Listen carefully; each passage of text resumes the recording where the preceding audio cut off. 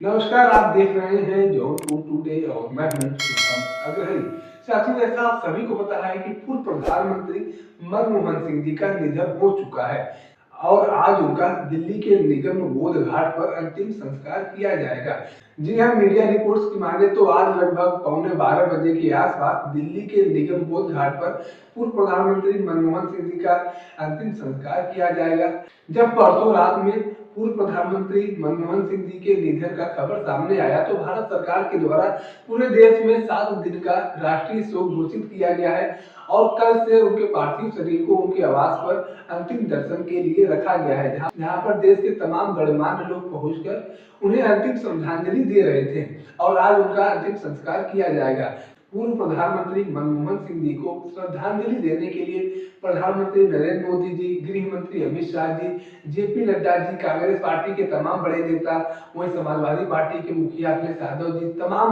तमाम लोग पूर्व प्रधानमंत्री मनमोहन सिंह जी को उनके आवास पर पहुंचकर श्रद्धांजलि अर्पित किया है और आज उनका अंतिम संस्कार किया जाना है। जैसा आप सभी को पता है कि पूर्व प्रधानमंत्री मनमोहन सिंह जी सिख धर्म से आते थे,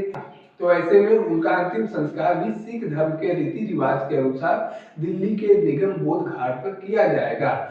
पूर्व प्रधानमंत्री मनमोहन सिंह जी देश के ऐसे चौथे प्रधानमंत्री हैं जिन्होंने सबसे ज्यादा टाइम तक भारत में प्रधानमंत्री के रूप में काम किया है। सबसे पहले जवाहरलाल नेहरू जी ने सबसे अधिक टाइम तक प्रधानमंत्री रहे थे, उसके बाद इंदिरा गांधी जी आई और उसके बाद वर्तमान प्रधानमंत्री नरेंद्र मोदी जी हैं जो सबसे ज्यादा टाइम तक प्रधानमंत्री के रूप में रहे हैं और उसके बाद पूर्व प्रधानमंत्री मनमोहन सिंह जी का भी नाम आता है। यह देश के चौथे ऐसे प्रधानमंत्री हैं जिन्होंने सबसे ज्यादा टाइम तक देश के प्रधानमंत्री के रूप में काम किया है। पूर्व प्रधानमंत्री मनमोहन सिंह जी प्रधानमंत्री बनने से पहले वह वित्त मंत्री भी रह चुके थे, उसके साथ साथ वह आरबीआई के गवर्नर भी रह चुके थे और एक आर्थिक सलाहकार भी रह चुके थे।